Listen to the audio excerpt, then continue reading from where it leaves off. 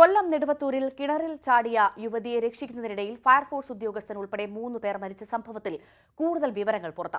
ശിവകൃഷ്ണൻ അർച്ചനയെ മർദ്ദിച്ചുവെന്നും തർക്കത്തിന് പിന്നാലെയാണ് കിണറ്റിൽ ചാടിയതെന്നും മക്കൾ പോലീസിന് മൊഴി നൽകി. മർദ്ദനത്തിൽ മുഖത്ത് പരിക്കേറ്റ അർച്ചന ഫോണിൽ ഷൂട്ട് ചെയ്ത ദൃശ്യങ്ങൾ ന്യൂസ് 8-ന് ലഭിച്ചു. ആ ദൃശ്യങ്ങളിലേക്ക്.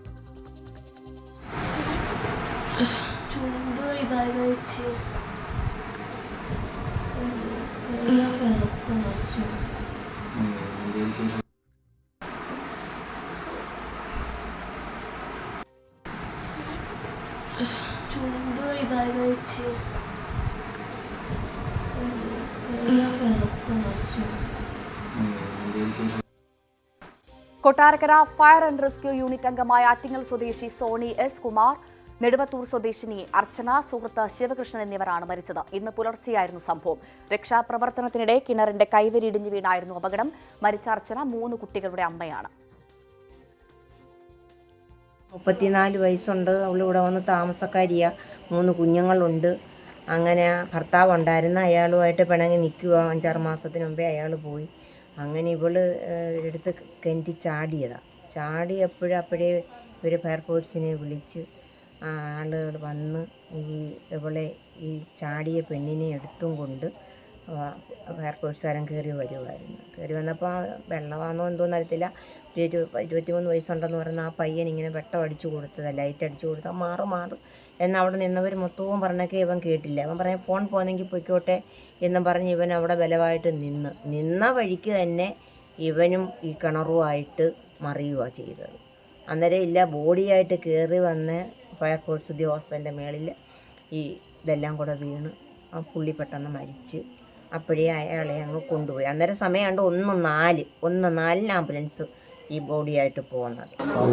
രാത്രി 1 മണിയോടെ നമ്മുടെ നിലയത്തിൽ ഒരു കോൾ വരികയാണ്. അത് കുണ്ട്രയിൽ നിന്നാണ് അറിയിക്കുന്നത്. അറിയിപ്പ് ഇങ്ങനെയായിരുന്നു: കൊട്ടാരക്കര നിലയത്തിൽ നിന്നും ഒരു അപകടത്തെ തുടർന്ന് കിണറപകടം ഉണ്ടായി. അപ്പം നമ്മളൊരു ജീവനക്കാരെ ഇറങ്ങി, പുള്ളിക്ക് ഒരു അപകടം പറ്റി. അതുകൊണ്ട് അസിസ്റ്റിന് വേണ്ടി കുണ്ട്രയ്ക്ക് വിളിച്ചതാണ്.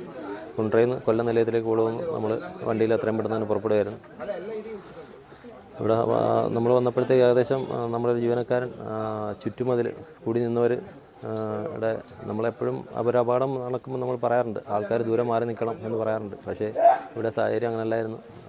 അടുത്ത് നിന്ന് ആരോ എന്തോ സംഭവിച്ചു, കിണറിൻ്റെ തിട്ട ഇടിഞ്ഞ് നമ്മുടെ സഹപ്രവർത്തകൻ്റെ പുറത്തൂടെ വീണെന്നാണ് അറിയാൻ കഴിഞ്ഞത്.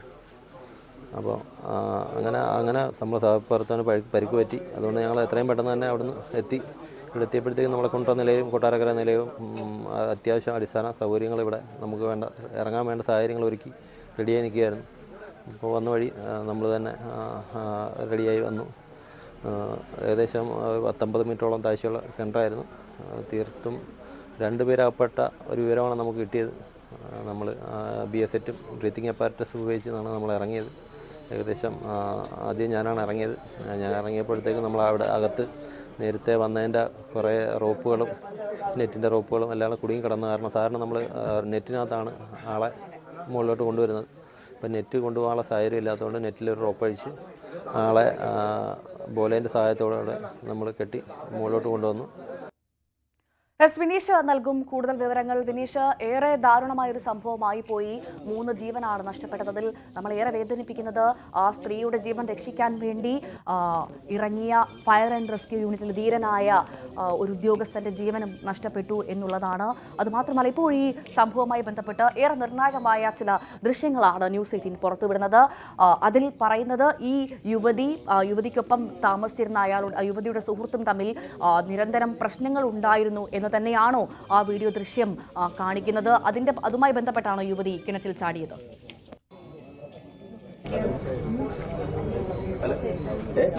തീർച്ചയായും ഭവ്യ, അങ്ങനെ തന്നെ നമുക്ക് പറയാതിരിക്കാൻ കഴിയില്ല. കാരണം വളരെ നിർണായകമായ ചില ദൃശ്യങ്ങളാണ് പോലീസിന് ലഭ്യമായിരിക്കുന്നത്. അർച്ചനയെ ക്രൂരമായി മർദ്ദിച്ചിരുന്നു എന്നുള്ളതിൻ്റെ വലിയ തെളിവ് തന്നെയാണ് ആ ദൃശ്യങ്ങൾ പങ്കുവെക്കുന്നത്.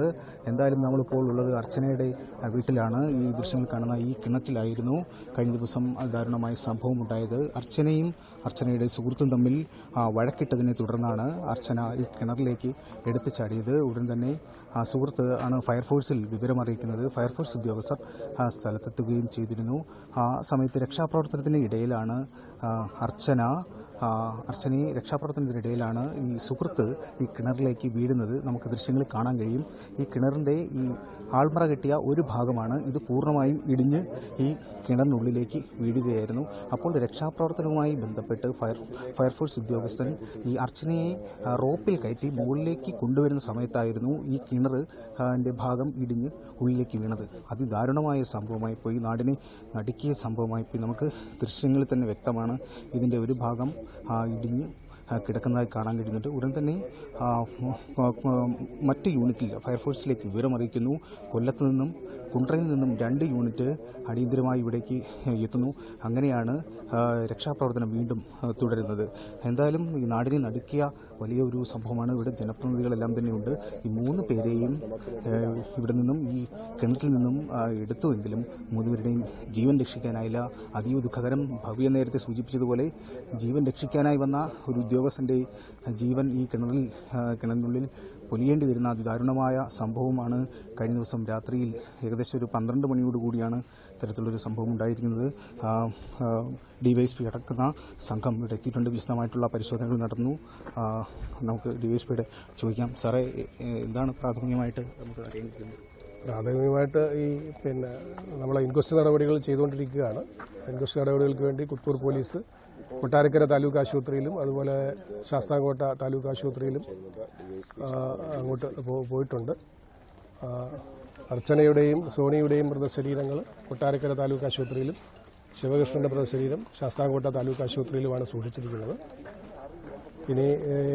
ഇന്നലെ രാത്രിയിൽ ശിവകൃഷ്ണൻ അർച്ചനയെ മർദ്ദിച്ചതിന്റെ ഫലമായിട്ടാണ് അർച്ചന അർദ്ധരാത്രിയോടുകൂടി കിണറ്റിൽ ചാടുകയും ഫയർഫോഴ്സ് സംഘം രക്ഷിക്കാനെത്തി. രക്ഷിച്ച് ഏകദേശം മുകളിലെത്തിയ സമയത്താണ് ഇതിന്റെ കിണർ ഇടിഞ്ഞ് ഒരു 3 പേരും താഴോട്ട് പതിച്ചതെന്നാണ് ഇവിടെ രക്ഷാപ്രവർത്തനത്തിലുണ്ടായിരുന്ന നാട്ടുകാരടക്കം പറയുന്നത്. ഇനി ഈ നാട്ടുകാരിൽ നിന്ന് കൂടുതൽ മൊഴി രേഖപ്പെടുത്തി അർച്ചനയെ മർദ്ദിച്ചുമായി ബന്ധപ്പെട്ട കാര്യങ്ങൾ കൂടി പോലീസിന്റെ അന്വേഷണത്തിൽ കൊണ്ടുവരുന്നതാണ്.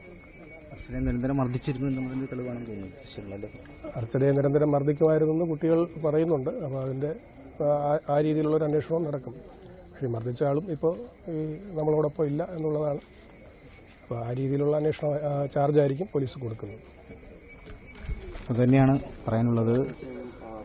തീർച്ചയായും വിനീഷ്, ഇപ്പോൾ നമ്മൾ മനസ്സിലാക്കുന്നത് പോലെ തന്നെ ഇത്തരത്തിൽ മർദ്ദനവുമായി ബന്ധപ്പെട്ടാണ് യുവതി ജീവൻ ഒടുക്കാൻ തയ്യാറായത്. അതുമായി ബന്ധപ്പെട്ടാണ് കിണറ്റിൽ ചാടിയെന്നൊക്കെ മനസ്സിലാക്കുന്നു.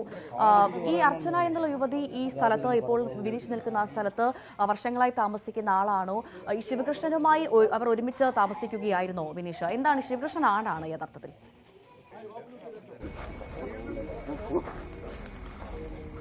നിയമപരമായി ഇവർ ഭാര്യാഭർത്താക്കന്മാരല്ല, സുഹൃത്തുക്കളാണെന്നാണ് അറിയാൻ കഴിയുന്നത്.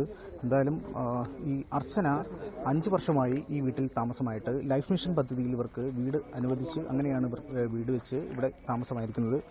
3 മക്കളാണ് ഇവർക്ക് ഉള്ളത്. ഭർത്താവ് പിണങ്ങി താമസിക്കുന്നു എന്നൊക്കെയാണ് നമുക്കറിയാൻ കഴിയുന്നത്. തൃശ്ശൂർ സ്വദേശിയാണ് ഈ സുഹൃത്തുമായിട്ടാണ് കഴിഞ്ഞ ദിവസം രാത്രിയിൽ വഴക്കുണ്ടാകുന്നത്. മദ്യലഹരിയിലായിരുന്നു. അതിനെ ചൊല്ലിയുള്ള ഒരു തർക്കമാണ് ഇത്തരത്തിലുള്ളൊരു പ്രകോപനമുണ്ടാകാനും ഈ അർച്ചനയെ ആത്മഹത്യയിലേക്ക് നയിച്ചതുമെന്നാണ് പ്രാഥമികമായി നമുക്ക് ഇവിടെ നിന്ന് മനസ്സിലാക്കാൻ സാധിക്കുന്നത്. ഈ സംഭവം അറിഞ്ഞു തന്നെ ജനപ്രതിനിധികളെല്ലാം തന്നെ ഇവിടേക്ക് എത്തിയിട്ടുണ്ട്. നെടുത്തൂർ ഗ്രാമപഞ്ചായത്ത് പ്രസിഡന്റ് അംഗങ്ങളെല്ലാം തന്നെയുണ്ട്.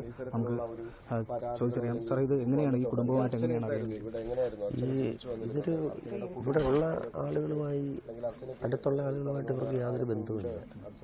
ഏതാണ്ട് ഒറ്റപ്പെട്ട് കഴിയുന്ന ഒരവസ്ഥയാണ്. ഇവിടെ ഇങ്ങനെ പലരും വരുന്നു പോകുന്നു എന്നൊക്കെ ഇങ്ങനെ അറിവുണ്ട്. അപ്പോൾ ഇന്നലെ വളരെ ദാരുണമായൊരു സംഭവമാണ് ഉണ്ടായത്. ഒരു മനുഷ്യ ജീവൻ രക്ഷിക്കാൻ വേണ്ടി ഒരു സർക്കാരിൻ്റെ സേവകൻ എന്ന് വേണമെങ്കിൽ പറയാം, ആ ആള് ഒരു രക്ഷാപ്രവർത്തനത്തിൽ ഏർപ്പെട്ട അതിൻ്റെ പേരിൽ അദ്ദേഹത്തിനുണ്ടായ ദുര്യോഗം ഒരിക്കലും ആർക്കും സഹിക്കാൻ കഴിയുന്നതല്ല. ഇത് ഒരു പൊതുകിണറാണ്. ഈ വീട് ഗ്രാമപഞ്ചായത്തിൻ്റെ ലൈഫ് ഭവന പദ്ധതിയിൽ ഉൾപ്പെട്ട് നൽകിയ വീടാണ്. ഈ മരിച്ച പെണ്ണിന് 3 മക്കളുണ്ട് എന്നാണ് പറയുന്നത്. ഈ മരണപ്പെട്ട ഇവിടെ വന്ന ഈ അപകടത്തിൽപ്പെട്ട വ്യക്തിക്ക് ഏതാണ്ട് തൃശ്ശൂർക്കാരനാണെന്നാണ് അറിവ്. ഇങ്ങനെയൊക്കെയുള്ള അറിവ് ഈ നാട്ടുകാർക്കായ ആളുകൾക്കുള്ളൂ. അല്ലാതെ വ്യക്തമായൊരു ധാരണയൊന്നുമില്ല. ഇവർ ഇന്നലെ കഴിഞ്ഞ ദിവസം രാത്രി ഇവർ തമ്മിൽ ഭാര്യാഭർത്താക്കന്മാരല്ല, തമ്മിൽ വഴക്കുണ്ടായെന്നും അങ്ങനെയാണ് ഈ പെൺകുട്ടിയെടുത്ത് ആത്മഹത്യാശ്രമം നടത്തിയത് എന്നുമാണ് കേട്ടറിവ്. നമ്മളാരും കണ്ടിട്ടില്ലല്ലോ. അപ്പോൾ അങ്ങനെ ഇവിടുന്ന് ഫയർഫോഴ്സിനെ വിളിക്കുകയും ഫയർഫോഴ്സുകാർ ഇവിടെ വന്ന് ആരും ആയിക്കോട്ടെ ഒരു മനുഷ്യജീവൻ രക്ഷിക്കാൻ വേണ്ടിയാണ് ഫയർഫോഴ്സിലെ ജീവനക്കാരൻ ഈ കിണറ്റിൽ ഇറങ്ങിയത്. അപ്പോൾ ഇന്നലെ കോരിച്ചൊരിയുന്ന ഒരു കാലത്തുണ്ടാകാത്ത തരത്തിലുള്ള കോരിച്ചൊരിയുന്നൊരു മഴയായിരുന്നു ഇന്നലെ. ഈ കിണർ ഒരുപാട് കാലമായി ഈ വക്കൊക്കെ കെട്ടിയിട്ട്. അപ്പോൾ ഏതായാലും അതൊരു അപകട നിലയിലുള്ള ഒരു കിണറായിരുന്നു എന്ന് ഇവിടെ ഉള്ളവർക്കറിയാം. ഏതായാലും ഈ എയർഫോഴ്സിലെ ജീവനക്കാരൻ കിണറ്റിൽ ഇറങ്ങുമ്പോഴാണ് ഇതിൻ്റെ വക്കിൻ്റെ ഏതാണ്ട് പകുതി ഭാഗവും കപ്പി ഉൾപ്പെടെയുള്ള പാലവും ഇടിഞ്ഞ് ഇവർ രണ്ടുപേരുടെയും ദേഹത്ത് വീഴുന്നത്. ബലക്ഷയമാണോ ഈ ഒരു അപകടം? തീർച്ചയായിട്ടും വക്കിൻ്റെ ബലക്ഷയമാണ് ഇതിൻ്റെ ഒരു കാരണം. എന്നാൽ ഈ ബലക്ഷയം പരിശോധിക്കപ്പെടേണ്ടതായിരുന്നു ഇത് ഉപയോഗിക്കുന്ന വീട്ടുകാർ. പഞ്ചായത്തിൻ്റെ പൊതുകിണർ എന്ന് പറയുന്നെങ്കിലും ഈ വീട്ടുകാർ മാത്രമാണ് ഇത് ഉപയോഗിച്ചുകൊണ്ടിരിക്കുന്നത്. യഥാർത്ഥത്തിൽ ഇത് അപകടം ഉണ്ടാകുമെന്ന് മുൻകൂട്ടി അറിയാമായിരുന്നു. അത്ര ഗുരുതരമായ അവസ്ഥയിലായിരുന്നു ഇതിൻ്റെ വക്ക്. പക്ഷേ ഒരു സർക്കാർ സേവകൻ എന്ന നിലയിൽ അദ്ദേഹം ഈ മനുഷ്യ ജീവൻ രക്ഷിക്കാനുള്ള തത്രപ്പാടിൽ അദ്ദേഹം വളരെ ആത്മാർത്ഥമായി എങ്ങനെയെങ്കിലും ആ പെൺകുട്ടിയെ രക്ഷിക്കട്ടെ എന്ന ഉദ്ദേശത്തോടാണ് അദ്ദേഹം ചെയ്തത്. കഷ്ടമായിപ്പോയി. തീർച്ചയായും ഭവ്യ, അതുതന്നെയാണ് സാഹചര്യം. ശരിക്കും നാടിനെ നടുക്കിയ ഒരു വലിയ ദുരന്തമായി തന്നെ ഇത് മാറിയിരിക്കുന്നു. ശരി, വ്യക്തമാണ്. വിനീഷാണ് വിവരങ്ങൾ നൽകിയത്. ഒരു വാർത്തയിലേക്ക്. ശബരിമലയിലെ സ്വർണ്ണപ്പാളി മോഷണ കേസിലെ